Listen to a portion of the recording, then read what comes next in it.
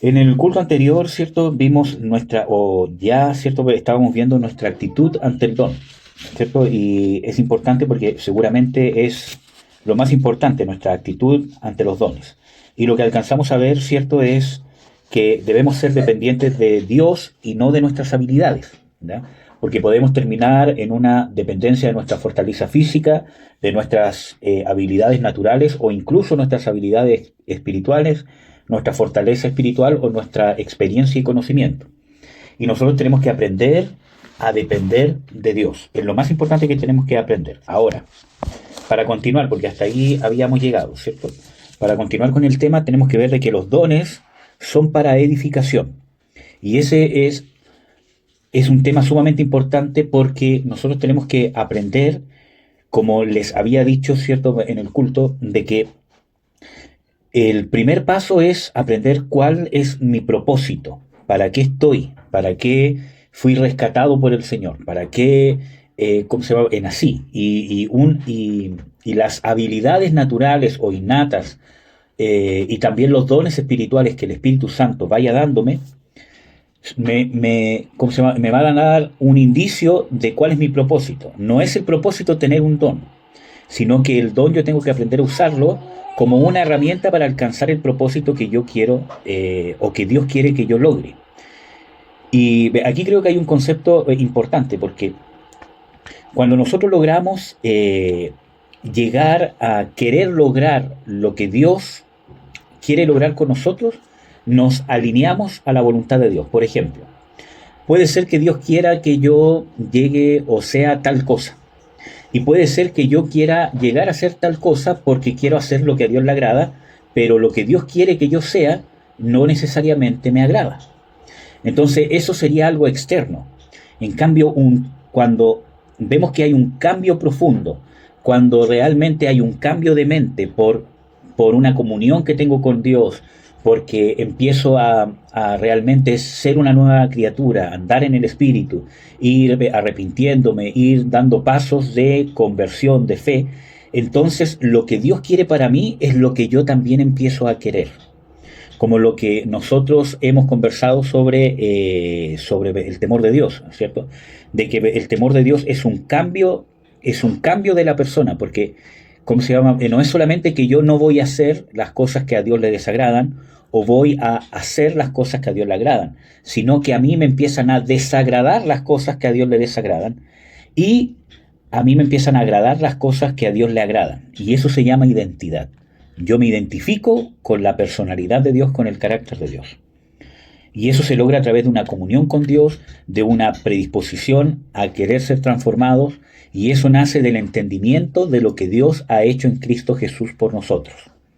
Y yo no voy a poder entender lo que Dios hizo en Cristo Jesús por mí si yo no entiendo primero cuál era mi condición, que necesitaba ser rescatada, y el único que podía hacerlo y puede hacerlo es Dios. Y la única manera que había era a través del sacrificio del Hijo de Dios. Y de ahí empieza esa gratitud, esa transformación, esa experiencia con el sacrificio de Jesucristo, ese entendimiento del sacrificio de Jesús, empieza a cambiar mi vida, a transformar mi mente. Amén. Entonces, los dones son para edificación. Primero, de la persona que posee el don. ¿Ya? Por ejemplo, nos vamos a ir a ver el don de lenguas. En 1 Corintios 14:4 dice que el que habla lengua extraña, hablando del don de lengua, Pablo, a sí mismo se edifica, mas el que profetiza edifica a la iglesia. Entonces, vemos de que hay dones que nos pueden traer una edificación personal para el que tiene el don. Por lo tanto, el don que da el Espíritu Santo es sí o sí para edificación. ¿Qué más? El don también abre puertas y oportunidades, ¿ya? Por ejemplo, en Proverbios 18:16 dice: el presente del hombre o el don del hombre le ensancha el camino y le lleva delante de los grandes, ¿ya? O sea, las habilidades que yo tengo o el don que yo tengo me va a abrir caminos o puertas, ¿cierto? Para poder alcanzar un propósito o para llegar a un lugar donde Dios me quiere llevar, ¿cierto? Y eso pasa en lo natural también. Por ejemplo, si yo soy hábil, ¿cierto?, en un trabajo y tengo algo, ¿cómo se llama?, que me destaca, ¿cierto?, y lo hago bien, eso me va a llevar probablemente a tener un mejor trabajo o un puesto, ¿cierto? Sigamos. Son de edificación entonces para el individuo que los posee y son también de edificación para la iglesia y para otros. Esto también, antes de ver que son de cierta edificación para la iglesia, un don o una habilidad natural, ¿cierto? ¿Cómo se llama? Dada por Dios, yo la puedo usar para mi edificación. Por ejemplo, si yo tengo o alguien tiene el talento o el don, ¿cierto? Quizás más, ¿cierto? El talento, pero en el don, ¿cierto? En el sentido que es algo que fue dado por Dios innato para poder cantar. Y lo uso para cantar a Dios, para alabar. También lo puedo usar para edificarme a mí mismo. ¿Me entienden? Por ejemplo, y quizás esto suene un poco contradictorio, pero, ¿cierto? ¿Cómo se llama? Una persona podría usar su don o su talento de canto para ganarse, ¿cómo se llama? La vida. Claro que sí. Así como, por ejemplo, una persona que tiene el talento o el don dado por Dios para poder enseñar, ¿cierto? Podría ser un profesor y a la vez enseñar las escrituras también. Entonces, nosotros podemos también usar el don o la habilidad para edificarnos a nosotros mismos, porque el don es para edificar. Ahora, para lo que no es para poder sacar un provecho personal aprovechándose de los demás. ¿Ya? Por ejemplo, si yo tengo el don de enseñanza, ocupar ese don, ¿cierto?, para empezar a manipular a la gente. Eso sería un mal uso del don, porque quiero, ¿cierto?, un beneficio propio, que muchas veces se hace con el don de, ¿cómo se llama?, en la profecía, ¿cierto? ¿Cómo se llama? Yo te profetizo algo porque, ¿cómo se llama?, quiero que me des dinero, ¿cierto?, quiero que me sirva, quiero que, entonces yo lo ocupo para manipular, ¿cierto? Entonces, el don es para edificación, ¿ya? Y de edificación, dentro de su categoría, ¿cierto? Cada don, dentro de su parámetro, ¿cierto?, es para edificación de la iglesia. Por ejemplo, en 1 Corintios 14:12 dice: así también vosotros, pues, que anheláis dones espirituales, procurad ser excelentes para la edificación de la iglesia. Y esto es importante, porque nosotros ya vimos de que los dones hay que procurarlos, hay que desearlos, hay que pedirlos, porque sin los dones de Dios, entendiendo que los dones son habilidades naturales y dones espirituales, ¿cierto? Sin el don no podemos alcanzar el propósito, porque no tenemos las herramientas para alcanzar el propósito para el cual Dios nos ha llamado. Entonces, nosotros que anhelamos, que es bueno, ¿cierto?, anhelar el don para poder alcanzar el propósito, dice: procurad ser excelentes para la edificación de la iglesia. Y ahí la Biblia nos lleva otra vez a centrarnos en la condición que tenemos que tener. Tenemos que ser nosotros perfectos. Por eso que yo no estoy de acuerdo cuando, ¿cómo se llama?, se dice usted tiene que perfeccionar el don. El don no se perfecciona, ¿ya? El don es el don. Por ejemplo, en el caso de los dones de, ¿cómo se llama?, el Espíritu Santo, es un don del Espíritu Santo. El que se perfecciona soy yo. Yo me perfecciono en el uso del don, pero no centrado en el don, sino en el propósito para el cual voy a usar esta herramienta, ¿cierto? Yo no puedo hacer un curso para aprender, ¿cómo se llama?, a soldar, por ejemplo, ¿cierto?, y que me den una ¿cómo se llama?, certificación, y que mi meta sea alcanzar esa certificación, ¿cierto? Alcancé la certificación, listo, lo logré. No, yo alcancé esa certificación, aprendí a soldar porque mi propósito es dedicarme a eso, por ejemplo. O si estudio, ¿cómo se llama?, una carrera, ¿cierto? Y yo diga, ya tengo el título, listo, lo logré, ahora me cruzo de brazos y descanso porque cumplí mi propósito. No, es una herramienta, ¿cierto? Así como cualquier otra cosa. Entonces, aquí nos muestra otra vez la condición que tenemos que tener nosotros.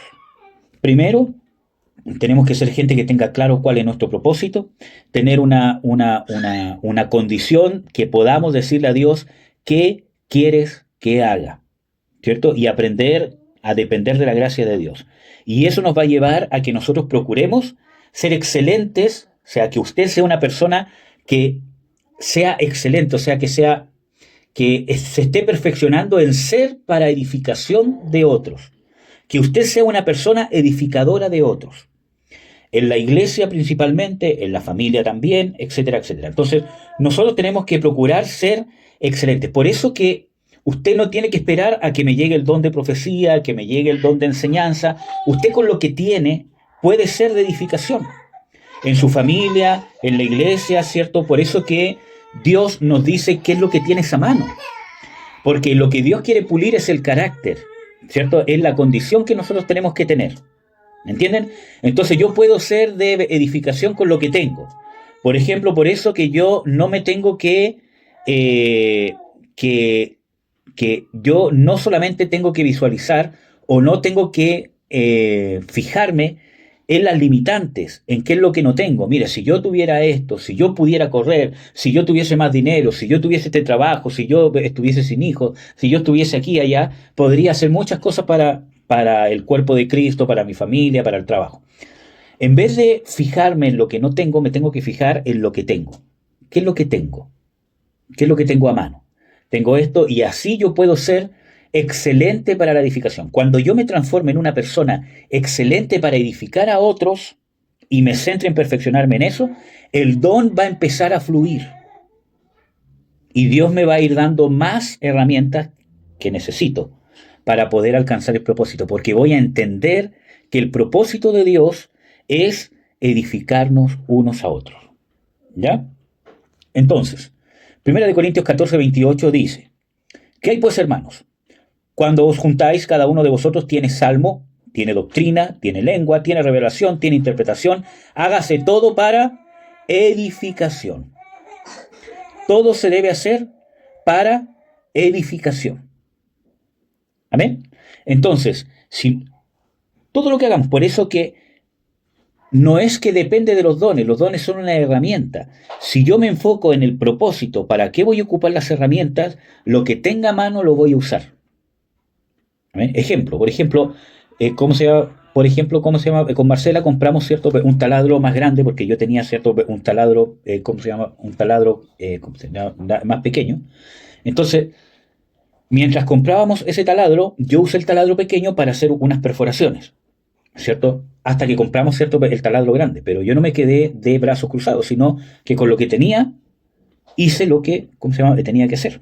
Entonces, así muchas veces nosotros tenemos, porque eso nos perfecciona a ser una persona que realmente está enfocado en lo que se quiere lograr. Y lo que tiene a mano lo va a usar para lograr el propósito.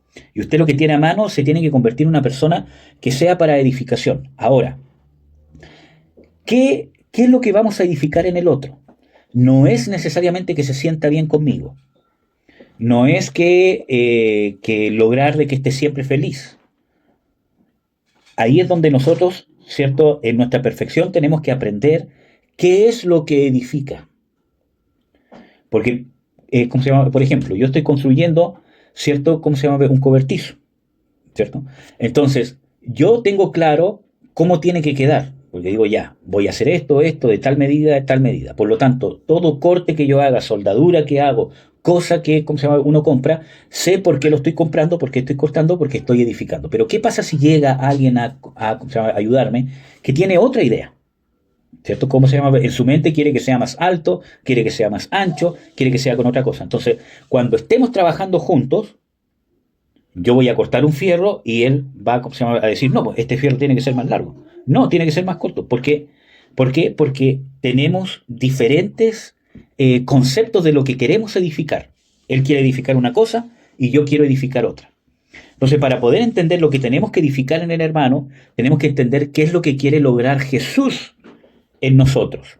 Y no es que usted se centre en qué quiere lograr Jesús en el hermano de al lado, porque usted va a aprender lo que quiere edificar Jesús cuando usted entienda lo que Jesucristo quiere edificar en usted. Y esa experiencia me va a dar a mí, ¿cierto?, la expertise para saber qué es lo que Dios quiere hacer en el hermano. Por eso que las Escrituras dice, llorad con el que llora, reíd con el que ríe, o sea, viene de una experiencia personal. También dice, vosotros que sois espirituales, ¿cierto?, levantad con paciencia, ¿cierto?, a los que están, ¿cómo se llama?, caídos, ¿cierto? Entonces, nosotros tenemos que aprender, ¿cómo usted va a aprender qué es lo que Dios quiere edificar en los demás? ¿Qué es lo que realmente para edificación? Porque las Escrituras dicen, hay tiempo para todo. Hay tiempo para llorar, hay tiempo para abrazar, hay tiempo para abstenerse de abrazar, hay tiempo para reír, hay tiempo para todo. Entonces, ¿cómo yo voy a saber? Pues cuando yo entiendo lo que Dios quiere lograr en mi vida, y no en el propósito personal, sino en el tema del carácter, cuando yo empiece a aprender que realmente Dios aborrece el pecado. Cuando yo empiece a confrontar el pecado, cuando yo lo vea como un enemigo, algo que tengo que vencer, principalmente en mi carácter, en mi forma de ser, entonces voy a entender cómo Dios actúa y voy a edificar al hermano con las herramientas principales de Dios: justicia, amor y misericordia. Que fue lo que Jesús les reprendió a los fariseos, cuando dijo: todo esto era ¿cómo se llama?, necesario hacer, el diezmo, ¿cierto? Todo lo que ustedes hacían, les dice. Pero dejaron fuera la misericordia, el amor y la justicia.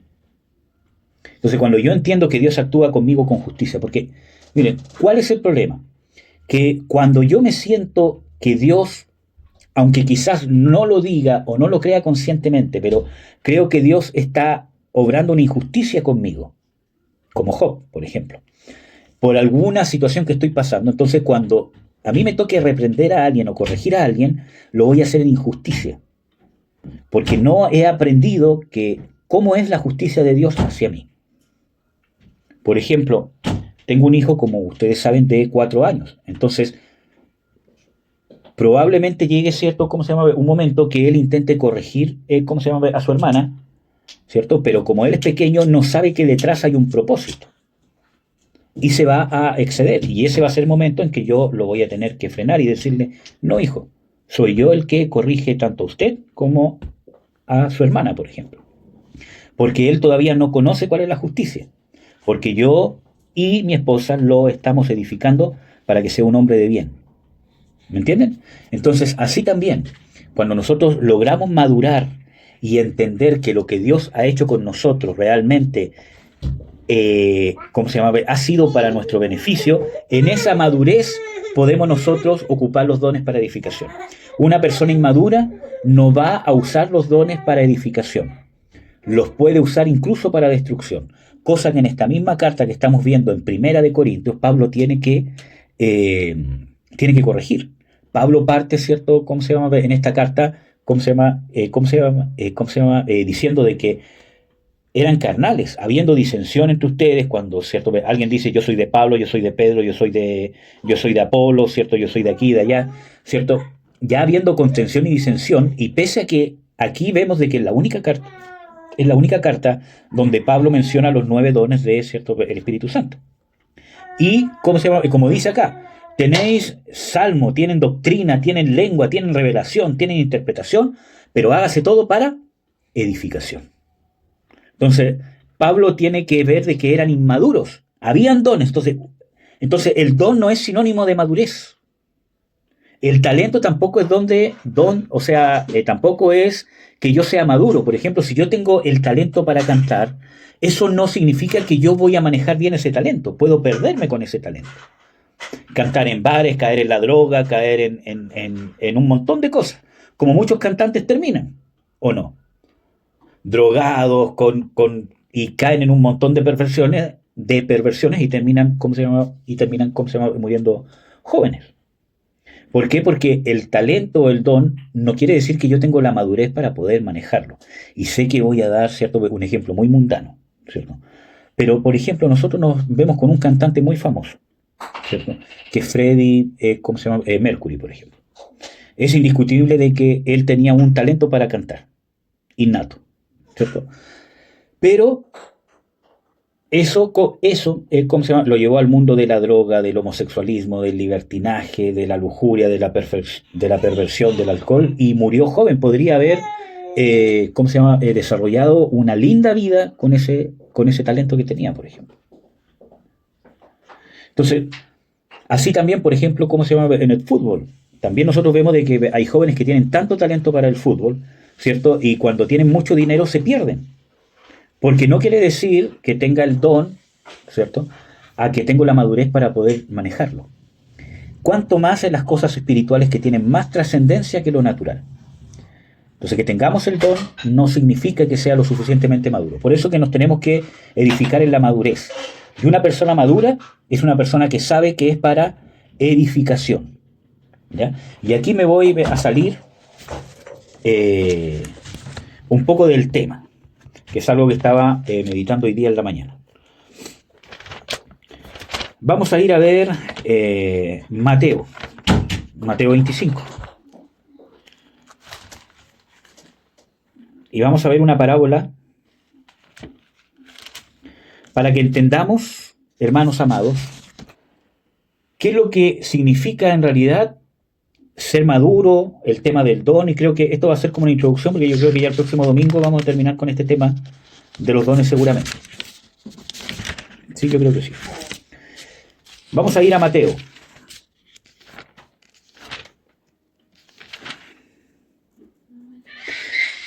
Nos encontramos en Mateo 25, desde el versículo 1 en adelante, nos encontramos con esta parábola de las 10 vírgenes, ¿cierto? Que se la voy a intentar, resumir, ¿cierto? Nos encontramos que Jesús dice de que el reino de Dios o el reino de los cielos será semejante a 10 vírgenes, ¿cierto? Donde 5 tienen sus lámparas y otras 5 también, pero 5 tomaron sus lámparas y aceite y las otras no, ¿cierto? Mientras la novia estaba esperando al esposo, ¿ya? Y llega, ¿cierto?, el esposo, y las que tenían aceite con ella pudieron entrar con el esposo, y las otras 5 se quedaron fuera. El tema está en esta parábola: ¿quién sería la iglesia? Porque ¿a qué nos encontramos referencia en las Escrituras con la novia del Señor Jesucristo, la que va a ser desposada? ¿Quién es? ¿Cierto? Creo que no es necesario ver cuáles son los textos bíblicos, pero creo que está claro entre nosotros de que la esposa o la novia del Señor Jesucristo, ¿cierto?, en ese sentido, ¿cierto?, hace referencia a la iglesia. Entonces, ¿quiénes son las 10 vírgenes? Porque, ¿cierto?, en esta parábola nos encontramos a la iglesia esperando al novio, que es Jesús, ¿cierto?, que no se la viene a llevar, sino que viene a las bodas, donde está ella. Y cuando viene, la salen a recibir, ¿quiénes? ¿La novia? La novia no sale a recibir el esposo. ¿Quiénes la salen a recibir? Las vírgenes. Las vírgenes eran las mujeres, doncellas, que preparaban a la novia, ¿cierto?, para que estuviese lista, preparada para cuando llegara el esposo y celebrar las bodas. Y parte de esa preparación era salir a recibirlo y acompañar al esposo, ¿cierto?, donde se iba a celebrar las bodas. Eso está claro incluso solamente viendo esta parábola. Entonces, ¿quiénes son estas vírgenes? ¿Ya? Vamos a ir a 1 Corintios 4, justamente hablando de esta carta de Corintios, donde Pablo está intentando llevar a esta iglesia a la madurez, a que aprenda a madurar y dejar de ser niños, como le dice en 1 Corintios 3. Vosotros sois carnales, sois niños.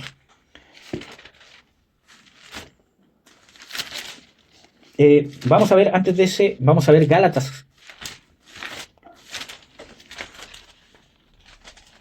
A ver, déjeme ver si es Gálatas o Colosenses.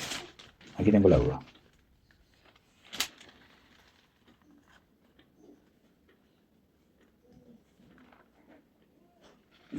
Gálatas 4. Dice, Gálatas 4:1. También digo, entre tanto que el heredero es niño, y aquí nos vamos a, pese a que esto es como una parábola, ¿cómo se llama?, alegoría, más que eso, ¿cierto?, solamente un ejemplo, ¿cómo se llama?, literario.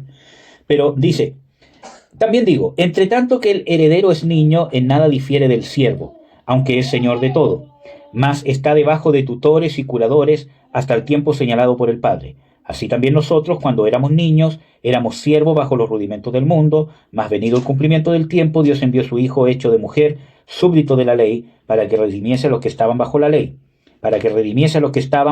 a fin de que recibiesen la adopción de hijos. Vamos a ir a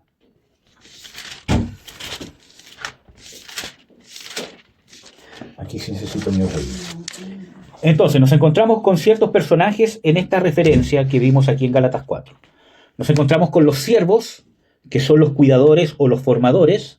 Nos encontramos con el heredero, ¿cierto?, que aún es niño y que tiene que ser formado para entrar a tener parte en la herencia. Y, ¿cierto?, obviamente nos encontramos con el padre de familia, que es el que da la herencia. Acuérdense que en el concepto bíblico la herencia no se recibe post-mortem, sino que la herencia se recibe en vida. Y el hijo empieza a tener parte, y el hijo empieza a tener parte en la herencia cuando ya cumple cierta edad de adultez. ¿Ya? Entonces, En este caso, si nosotros lo aplicáramos a la iglesia, ¿quiénes serían los herederos que aún son niños?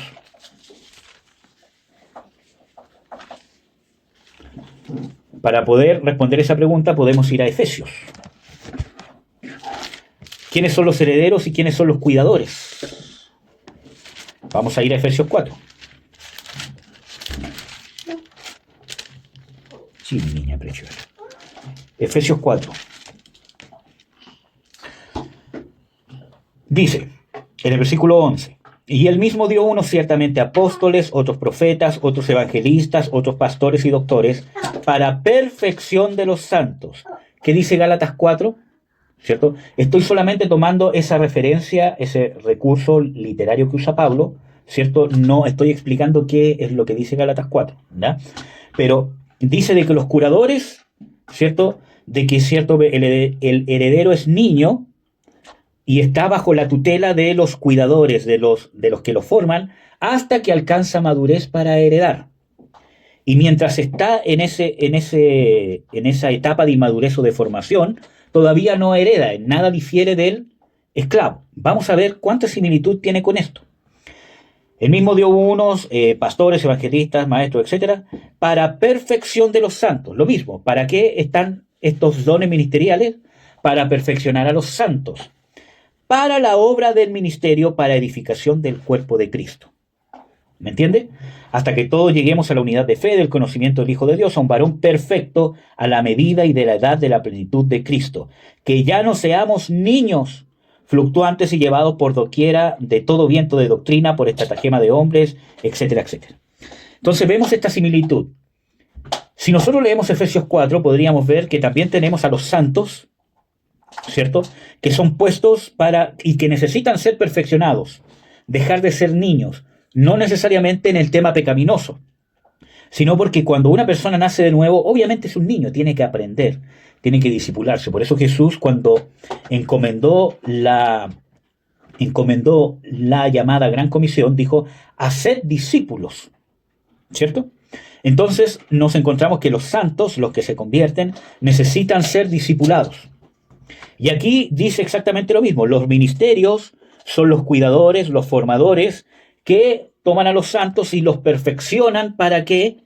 Para la obra del ministerio, para que lleguen a ellos también a ser edificadores. Una persona recién nacida puede que sea de mucha cierta edificación, pero no es un edificador. ¿Me entienden? O sea, nosotros nos cierto edificamos, pero no es que, que cuando yo llego, cierto, hago sentir bien a la gente. Amén. Es de edificación. Todos nos edificamos en ese sentido. Pero usted es una persona activa que edifica a otros conscientemente, trabaja para aquello, se perfecciona en aquello. Entonces ese es el trabajo de los cuidadores que llevan al niño a que alcance la madurez para adentrarse en el ministerio de establecer el reino de Dios, de ser edificación. Y este proceso se repite hasta que todos lleguemos a la unidad de la fe, a la plenitud del Hijo de Dios, a la semejanza de Él. Entonces, ¿ve cuál es la gran similitud? Entonces, ¿quiénes son? Volviendo a, ¿cómo se llama? La parábola, ¿cierto? ¿Quiénes serían entonces estas vírgenes? Los edificadores, ministros del reino de Dios. Obviamente, según Efesios, los 5 ministerios. Pero no solamente ellos, sino también, por ejemplo, toda gente que se transforma en una persona edificadora. Yo estoy convencido, hermanos, que obviamente hay 5 ministerios, pero usted puede tener el carácter de un ministro y ser un ministro y no tener el don o el llamado necesariamente de los 5 ministerios específicos. Pero Dios quiere que usted se transforme en un mayordomo. Y este es el mismo concepto que está en las Escrituras. Nos encontramos que Jesús, cuando habla con sus discípulos, ¿cierto? Proyectándolos a ser ministros del reino, ¿cierto? O edificadores de la iglesia, ¿cierto? Él dice, en este mismo, ¿cómo se llama? Mateo, ¿cierto? En Mateo 24, para que vean de que el mismo Jesús está hablando del mismo concepto. En el mismo Mateo 24, un poquito antes de que les dice esta parábola, les está hablando todo de un mismo tema. Nos encontramos En, eh, por ejemplo, en el versículo 44 de Mateo 24 dice: por tanto, también vosotros estad apercibidos, porque el Hijo del Hombre ha de venir a la hora que no pensáis. ¿Quién pues es el siervo fiel y prudente al cual puso su Señor sobre su familia para que les dé alimento a tiempo? Aquí también nos encontramos con tres personajes, como nos encontramos en Gálatas 4, como nos encontramos en Efesios, como nos encontramos, por ejemplo, también en la parábola de las 10 vírgenes. La novia que es la iglesia, las vírgenes que serían los edificadores o los ministros, y Jesús que es el esposo. Y aquí nos encontramos con el padre de familia, el siervo, y nos encontramos con ¿qué más? Con la familia. ¿Quiénes sería la familia? Si lo comparamos con cierto Efesios 4. Los santos que necesitan ser perfeccionados. ¿Quiénes serían los siervos? Los ministros. ¿Y quién sería el padre de familia? Dios o Jesús, etcétera, etcétera. Porque Jesús es el que comisiona en el nombre del Padre, pero es el que comisiona, ¿cierto?, ¿cómo se llama?, a la iglesia. Él dice: como el Padre me envió, yo también os envío a vosotros. Entonces, ¿por qué les digo de que Jesús está hablando del mismo concepto? Porque en el concepto del siervo fiel y prudente, ¿cierto? Si usted lee todos estos pasajes, se va a encontrar, dice, de que hay un siervo fiel y prudente y hay un siervo necio, malo y negligente. Estos dos grupos eran siervos o ministros, o gente que tuvo un lugar para edificar, tuvo el puesto, tuvo el poder, tuvo la autoridad para edificar. Pero uno lo usó para edificación, se convirtió en un edificador, y el otro se aprovechó de aquello y empezó a golpear a sus consiervos, a aprovecharse de la familia, a no darles cierto alimento, a beber y a comer. O sea, lo usó para beneficio propio.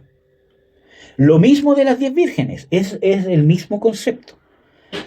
5 vírgenes prudentes o siervo fiel y prudente, y 5 vírgenes insensatas o siervo negligente, malo.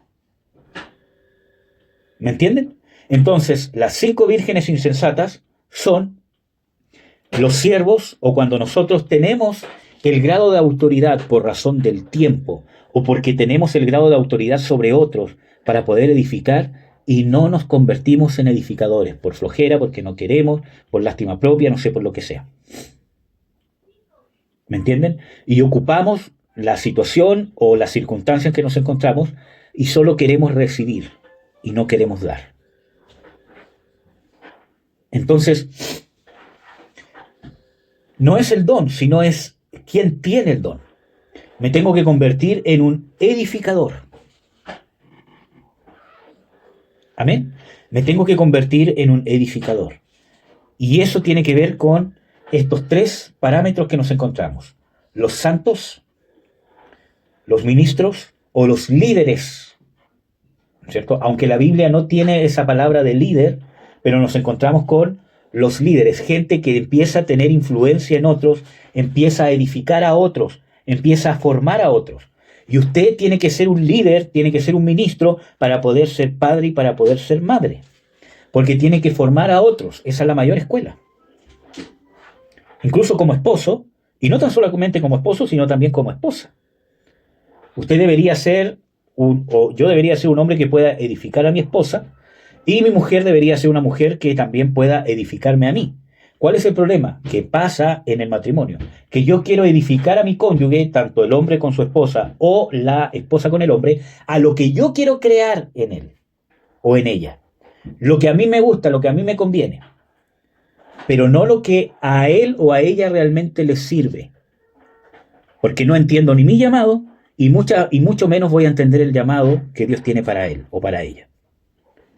Si no entiendo cómo Dios me edifica a mí, ¿cómo voy a yo creer que voy a saber qué es lo que le conviene al otro? Por eso que es importante nuestra comunión con Dios, hermano. El reino de Dios no es algo aparte de mi vida doméstica. Yo no puedo separar el llamado que Dios me tiene en lo que sea con la familia, con el trabajo, porque todo se tiene que volver en el mismo propósito que Dios tiene conmigo. Todo tiene que caminar e ir hacia la misma dirección. Pero nosotros hay áreas de nuestra vida que no queremos que Dios se meta.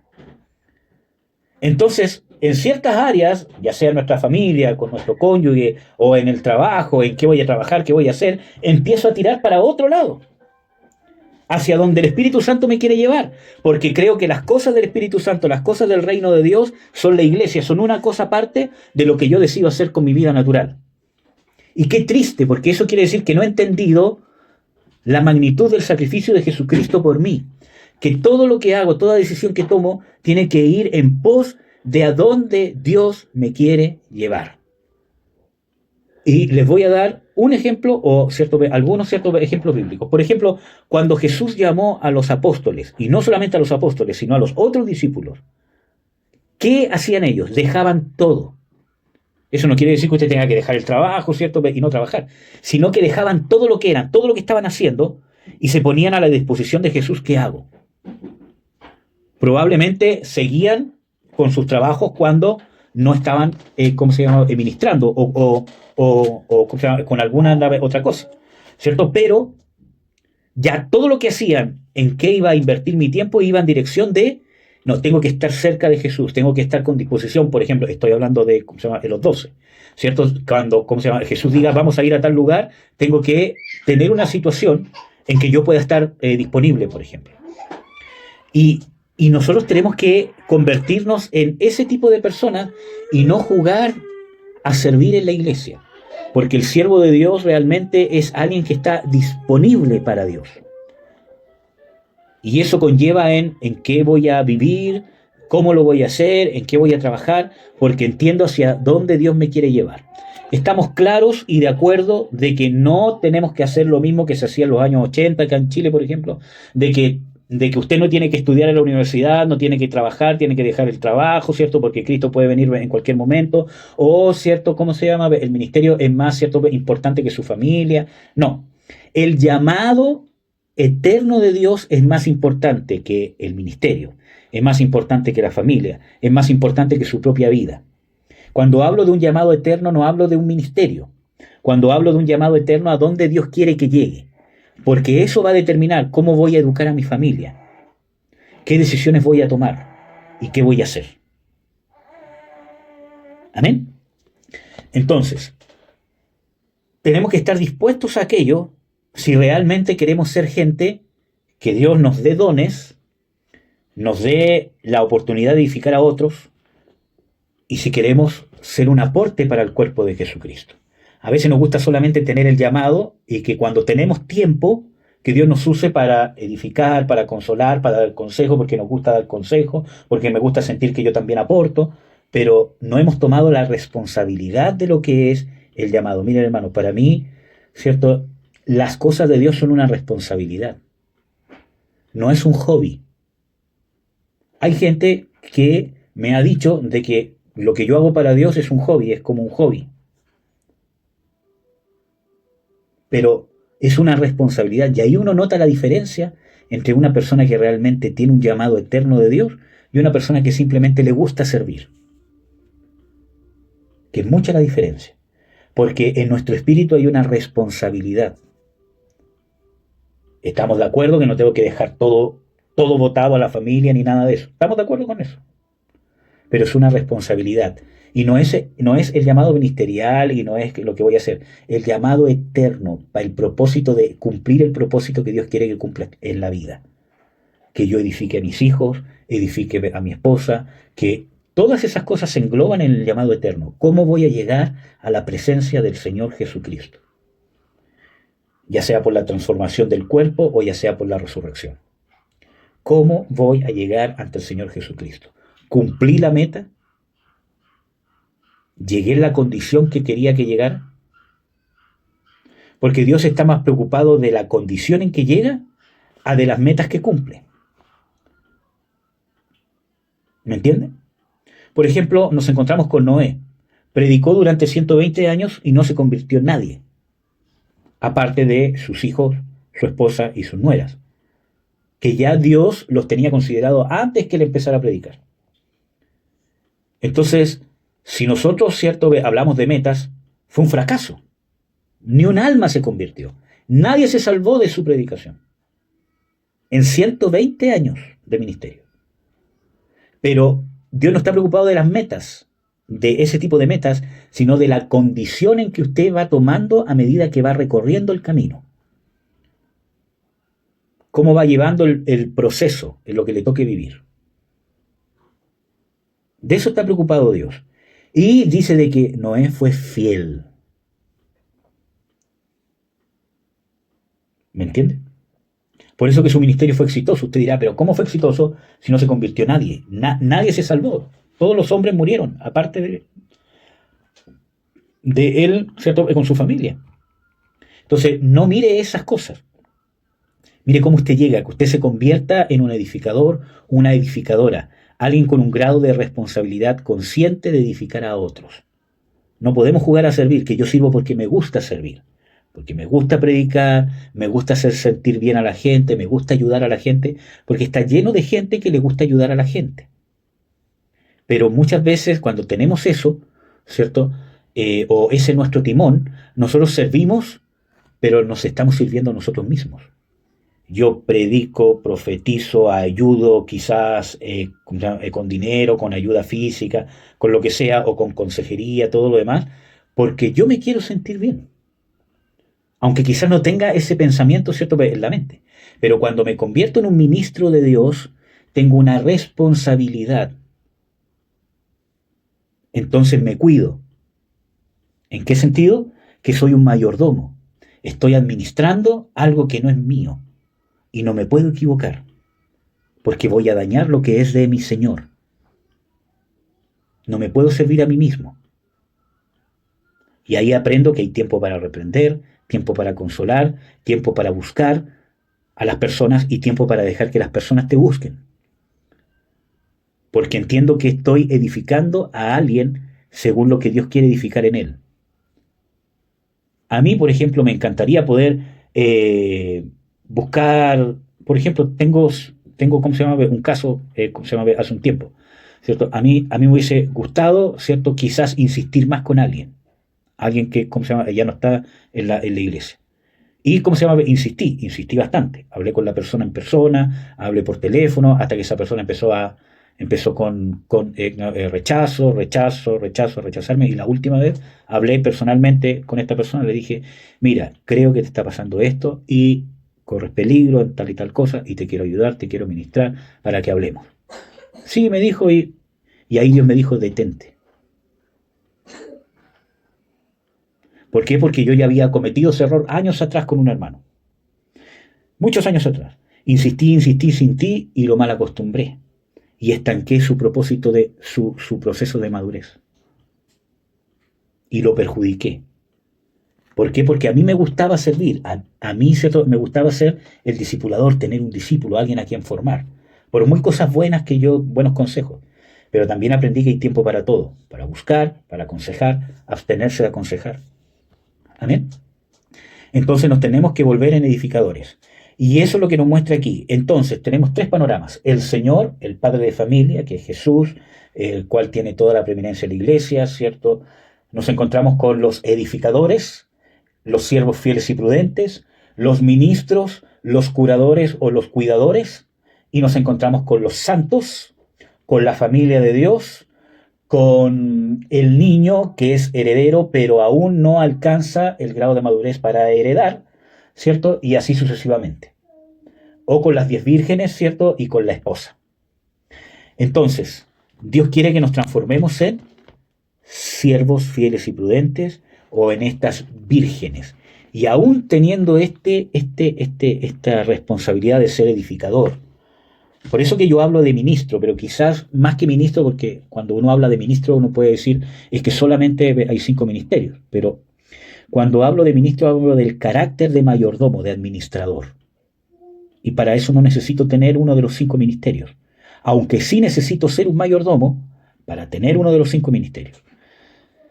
Pero podemos ser, ¿cierto?, en ese sentido, ministros. Por eso que tengo que madurar, ser lo suficientemente maduro para poder llevar los dones. Por eso que en 1 Corintios 14:28 dice, ustedes tienen salmo, tienen doctrina, tienen lengua, tienen revelación, tienen interpretación, hágase todo para edificación. Nosotros tenemos un énfasis en escudriñar las escrituras, o en las enseñanzas, o en la doctrina. Quizás no en ¿cómo se llama?, teología. Quizás hay muchas cosas que nos faltan estudiar, ¿cierto? Por ejemplo, fechas, historia bíblica y muchas cosas más profundas. Pero por lo menos tenemos ciertas cosas básicas que son más profundas. Pero, ¿de qué nos sirve si no lo usamos para edificar a otros? Desarróllese, no para usted mismo, sino para que usted se pueda convertir en un mayordomo, fiel y prudente, que edifica a otros. Porque a eso todos somos llamados a eso. Todos somos llamados a eso. Lo leímos en Efesios, que los ministerios, los edificadores, están para convertir a otros en edificadores. Que entren a la obra del ministerio. Amén. Entonces eso, el próximo domingo vamos a continuar con más énfasis en los dones, ¿ya? Así que, y con las cualidades que nos llevan a un desarrollo, ¿cierto?, en nuestros dones, ¿ya? Vamos a orar. Amén. Padre, en el nombre de Jesús, te doy las gracias por estar reunidos. Yo te ruego que esto realmente sea de edificación para mis hermanos, mis hermanas. Te ruego, Señor, que nos des entendimiento, que podamos, Señor, perder el miedo, el temor, a que hemos sido llamados, a que vamos a perder algo, Señor, si nosotros nos adentramos, ¿cierto?, en convertirnos 100% a ti. Todos, Señor, tenemos un llamado para edificar a otros. No hay ninguno que se quede exento. Todos tenemos, ¿cierto?, una proyección de parte tuya, una visión de parte tuya, a dónde nos quieres llevar. Todos somos de edificación, Señor. Y tú nos quieres convertir en edificadores. Pon ese llamado en cada uno de nosotros. Pon esa importancia, esa prontitud, ese anhelo, Señor. Esa responsabilidad. Saca todo temor, todo prejuicio que pueda haber con servirte y poder servirte de verdad, Señor, porque nos has llamado a más de lo que nosotros mismos muchas veces quizás hemos procurado. Bendigo a mis hermanos y mis hermanas, Señor, en el nombre de Jesús. Amén.